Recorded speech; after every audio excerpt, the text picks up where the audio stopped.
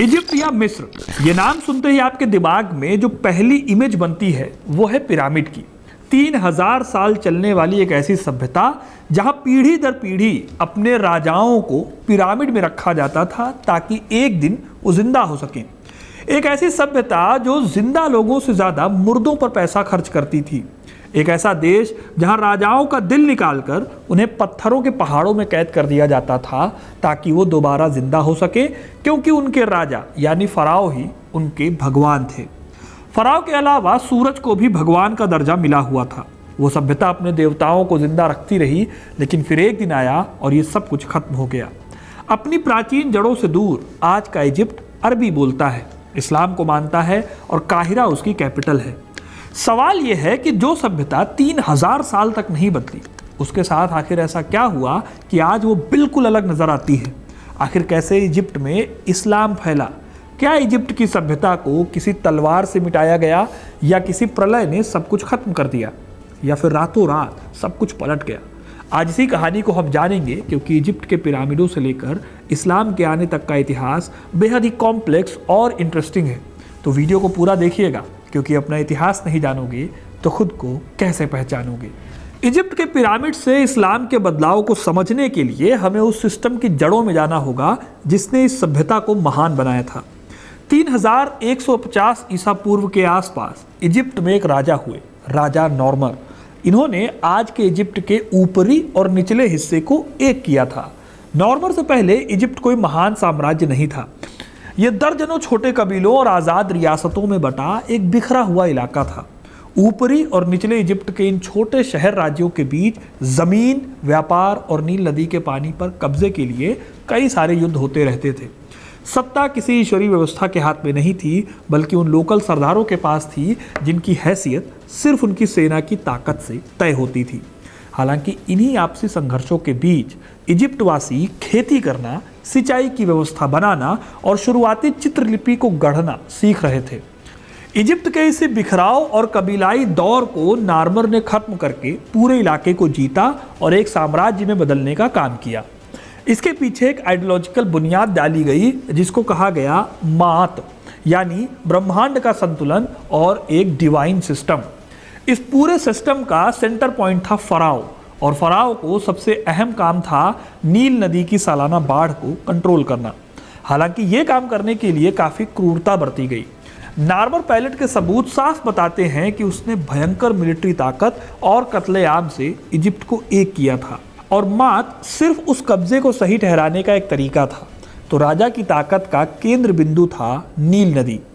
नील नदी इजिप्ट के आम लोगों के लिए सिर्फ पानी का सोर्स नहीं थी, वो इसे देवी आइसिस के आंसू मानते थे। वहीं कुछ के लिए ये लाइफ का सिंबल भी थी।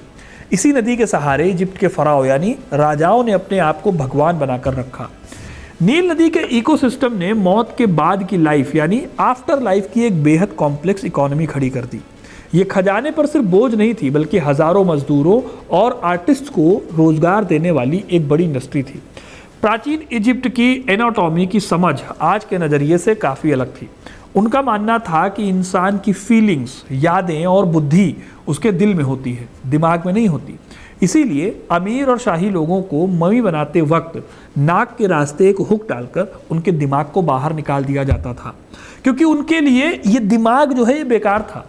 इसके उलट आफ्टर लाइफ में हिसाब किताब के लिए दिल को बहुत हिफाजत से शरीर के अंदर ही रखा जाता था और बाकी बॉडी पार्ट्स को कैनपिक जार में सेफली रख लिया जाता था। कुछ लोग मानते हैं कि इन पिरामिड के निर्माण ने वहाँ की इकोनॉमी को ख़त्म कर दिया, लेकिन असल में ये पूरा सच नहीं है। इजिप्ट का असली पतन अरबों के आने से सदियों पहले शुरू हो चुका था। हिस्टोरिकल रिकॉर्ड्स बताते हैं कि 332 ईसा पूर्व में सिकंदर के इजिप्ट में दाखिल होने के बाद एक बहुत ही गहरा कल्चरल डिवाइड पैदा हुआ। अलेक्जेंड्रिया के महलों में एक ग्रीक बोलने वाला एलीट वर्ग बैठता था, जबकि खेतों में तपती धूप के बीच काम करने वाला असली स्वदेशी इजिप्शियन या कॉप्टिक किसान बस पिस रहा था। इजिप्ट में ये दो अलग दुनियाएं बन गई। टॉलेमिक राजाओं ने फराउनिक उपाधियां अपनाई, लेकिन उनका दिल हेलेनिस्टिक यानी ग्रीक संस्कृति में था। ये कल्चरल डिवीजन बाद में और गहरा होता गया। इजिप्ट को बड़े बड़े पिरामिडों के निर्माण ने खोखला नहीं किया। असल में ये विशाल एम्पायर तब टूटना शुरू हुआ जब भयानक सूखे ने एग्रीकल्चर को तबाह कर दिया, जब जियोलॉजिकल बदलावों या क्लाइमेट शिफ्ट की वजह से बाढ़ का पैटर्न बिगड़ा और सूखा पड़ा, तो फराओ का जो ईश्वरीय होने का तिलिस्म था वो भी टूटना शुरू हो गया। जब भगवान ही लोगों का पेट ना भर सके तो सेंट्रल गवर्नमेंट का कमज़ोर होना तय था और लोकल गवर्नरों की बढ़ती पॉलिटिकल ताकत ने फराओ के सेंट्रल ताकत को अंदर से खत्म कर दिया। लेकिन दोस्तों, हालात और भी बदतर हो गए 30 ईसा पूर्व में। क्लियोपैट्रा की मौत के साथ ही इजिप्ट पर ऑगस्टस का कब्जा हो गया। इन्होंने इजिप्ट को रोमन सेनेट को सौंपने की बजाय अपनी निजी जागीर बना लिया। रोम के लिए इजिप्ट एक राज्य से ज़्यादा एक रिसोर्स एक्सट्रैक्शन मशीन बन गया था। क्यूरा एनोना सिस्टम के तहत रोम की जनता का पेट भरने के लिए इजिप्ट के किसानों से हर साल लगभग 1.5 लाख से 2,72,000 टन अनाज एक्सपोर्ट किया जाने लगा। इजिप्ट कोई गुलाम स्टेट नहीं था, लेकिन वो रोमन एम्पायर की इकोनॉमी को जिंदा रखने वाला एक ऐसा शोषित प्रांत बन गया जिसकी अपनी कोई पॉलिटिकल ताकत या अपनी कोई आइडेंटिटी नहीं बची थी। 7वीं सदी में इजिप्ट बाइजेंटाइन एम्पायर यानी ईस्टर्न रोमन एम्पायर के कंट्रोल में था, लेकिन ये कंट्रोल अंदर से खोखला हो चुका था। इसकी 2 बड़ी वजह थी। पहली, धार्मिक और आर्थिक नीतियां। बाइजेंटाइन शासक चाल्सिडोनियन ईसाई थे, जबकि इजिप्ट की मूल कॉप्टिक आबादी नॉन चाल्सिडोनियन या मिया फसाइट थी। बाइजेंटाइन एम्पायर ने इस रिलीजियस डिफरेंस की वजह से इजिप्ट के लोगों पर अच्छा खासा टैक्स लगाया और उनको एक्सप्लॉइट किया। इसकी वजह से लोकल लोगों में सत्ता के खिलाफ गुस्सा फैल गया। वहीं दूसरी वजह थी अरबों के आने से ठीक पहले इजिप्ट पर सैसनिड एम्पायर्स यानी सैसनिड फारसियों का कब्जा। यह कब्जा 619 से 629 एडी तक रहा था। इस लंबे युद्ध ने बाइजेंटाइन साम्राज्य के मिलिट्री और इकोनॉमिक रिसोर्सेज को बड़े पैमाने पर बर्बाद किया। इस मिलिट्री कमजोरी और लोकल कॉप्टिक आबादी का सपोर्ट ना मिलने से एक पावर वैक्यूम बना। इस वैक्यूम ने 639 एडी में अरब सेनाओं के लिए इजिप्ट पर कब्जा करना आसान बना दिया। 639 ईस्वी में इस्लाम की रशीदुन खिलाफत ने स्ट्रेटेजिक रूप से इंपॉर्टेंट इजिप्ट पर कब्जा करने की शुरुआत की। अरब कमांडर अम्न इब्न अल आस की शुरुआत में केवल 4000 सैनिकों के साथ इजिप्ट में घुसे। बाइजेंटाइन सेना अपनी भारी फॉर्मेशन और बड़े किलों पर डिपेंडेंट थी, जबकि अरब सेना हल्के घुड़सवारों और तेज स्पीड वाले रेगिस्तानी जंग में माहिर थी। जुलाई 640 ईस्वी में हेलियोपोलिस का युद्ध लड़ा गया। इस युद्ध से पहले अरबों को लगभग 10,000 एक्स्ट्रा सैनिकों की मदद मिल चुकी थी। अम्र इब्न अलास ने अपनी सेना को 3 हिस्सों में बांटा और बाइजेंटाइन फौज पर अचानक तीनों तरफ से हमला किया। बाइजेंटाइन आर्मी इस घेराबंदी को संभाल नहीं पाई और बुरी तरह हार गई। इस हार ने इजिप्ट में बाइजेंटाइन एम्पायर का डिक्लाइन करा दिया।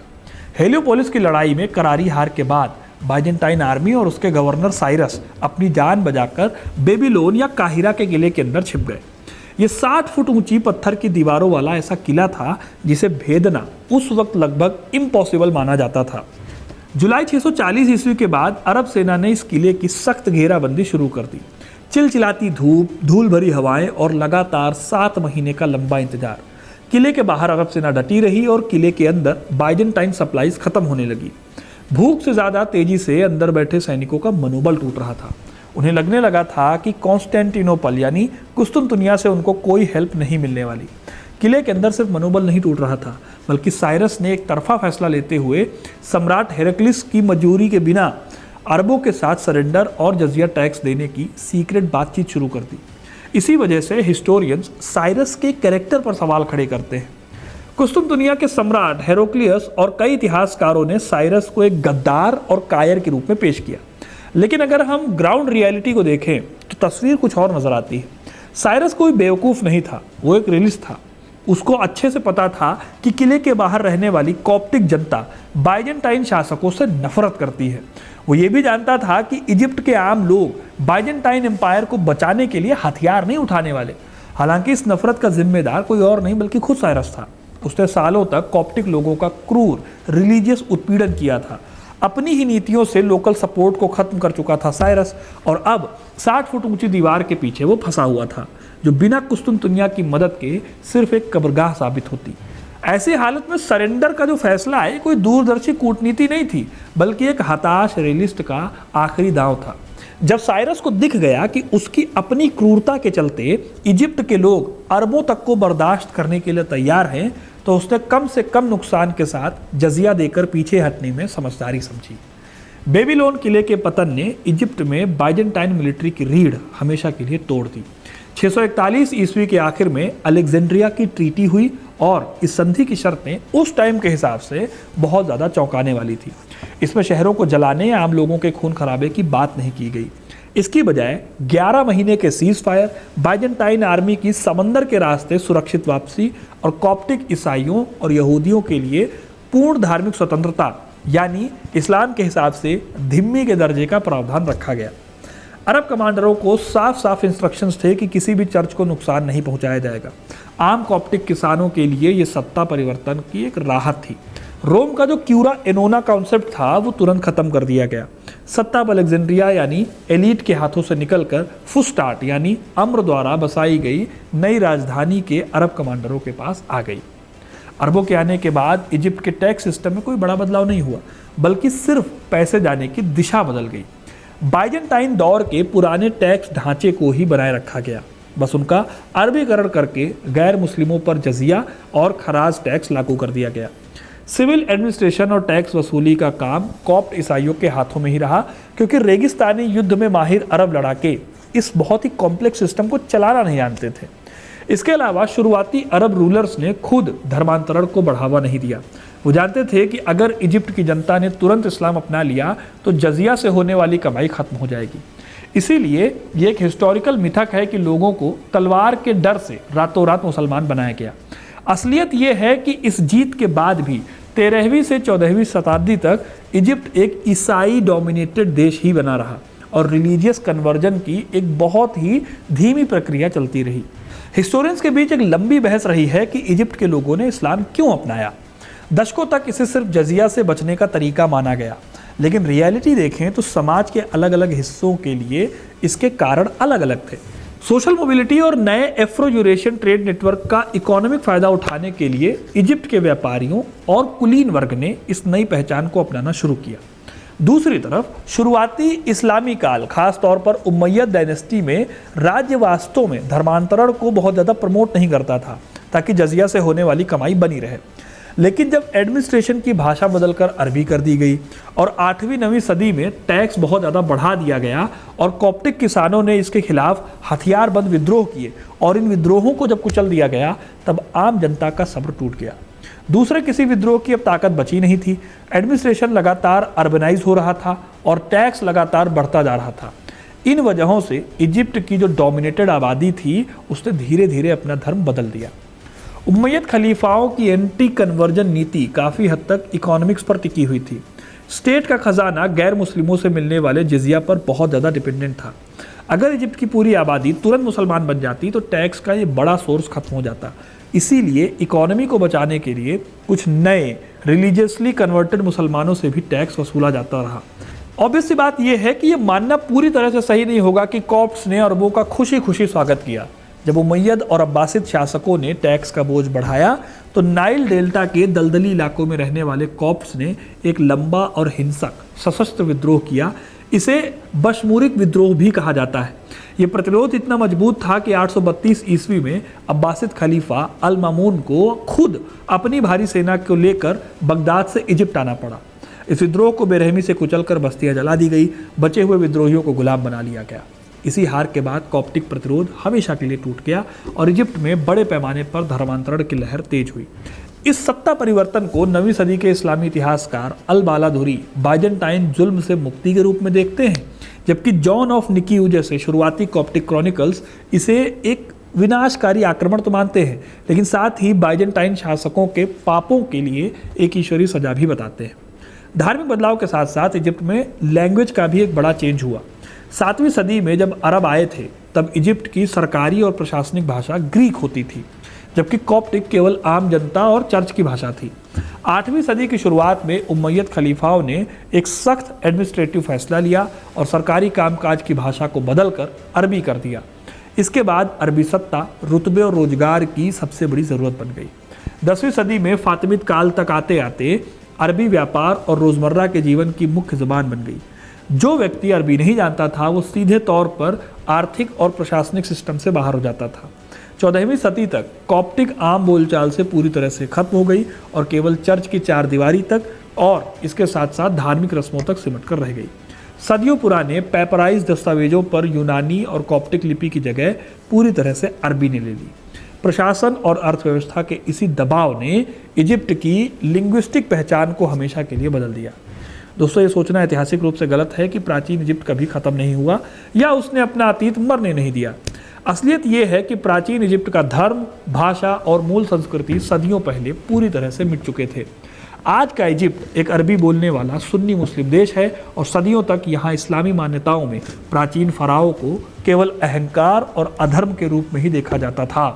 19वीं और 20वीं सदी में फराओनिक इतिहास की जो वापसी हुई वो कोई स्वाभाविक जुड़ाव नहीं था। ये ब्रिटिश सत्ता और पैन अरब पहचान के खिलाफ इजिप्ट के नेताओं द्वारा अपनी एक अलग नेशनल पहचान बनाने के लिए उठाया गया सोचा समझा पॉलिटिकल कदम था। इसे फराओनिज्म कहा जाता है। आज का इजिप्ट यूनानी, रोमन, ईसाई और इस्लामी शासन के कब्जों और सोशल चेंजेस का सीधा रिजल्ट है, न कि एंशिएंट इजिप्ट का कोई बदला हुआ रूप। तो दोस्तों, ये थी कहानी इजिप्ट के फराओ से लेकर इस्लाम अपनाने तक की कहानी। कैसे यहाँ पर सोशल और इकोनॉमिक चेंजेस हुए और किस तरह से लोगों ने अलग अलग दौर में अलग अलग तरीके की प्रॉब्लम्स को झेला। आपको ये कहानी कैसी लगी कमेंट करके ज़रूर बताइए। वीडियो को लाइक और शेयर करना ना भूलें और इस इंटरेस्टिंग कहानियों के लिए, इतिहास से जुड़े रहने के लिए हिस्ट्री कनेक्ट को सब्सक्राइब जरूर करें। धन्यवाद।